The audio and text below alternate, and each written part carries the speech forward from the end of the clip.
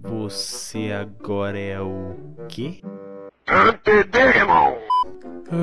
Porque eu ainda me surpreendo. Deixa eu te contar como foi. Agora há pouco eu estava andando descoladamente pela escola, como sempre. Sabe, como se você estivesse incomodado com uma arma machucando o quadril. Até que alguém bateu em mim. Ei, Vai tomar no seu cu, seu filho da puta! Ao menos já sabe como chegar nele? mas é claro, eu vou agarrá-lo por trás e... Chupar um cu e pai, não sei o que lá, e transar mesmo. E aí, o que eu perdi? Não interessa pra você, palhaço.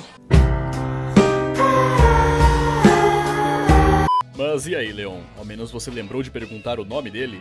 Na verdade, não. Que merda, hein? Você, qual é o seu nome? Irineu.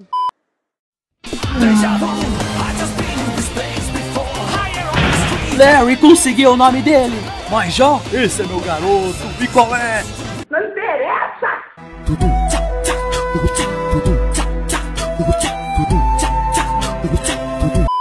Vai com calma, Leon. Você tem um histórico de exageros. Vai acabar assustando o menino.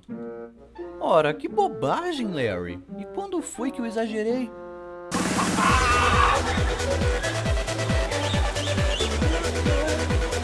Tá, eu exagero um pouquinho às vezes.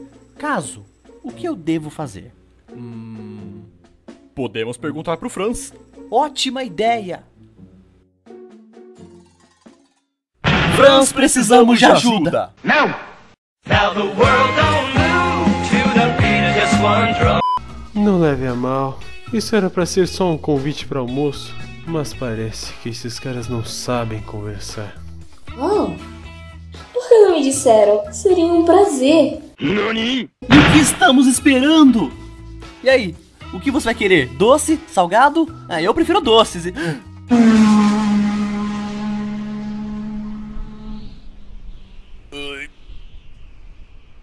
O que eu perdi? Não interessa, isso é problema meu. Cara, eu sou um merda mesmo. Será que um dia eu vou vencer na vida? Eu tenho certeza que não.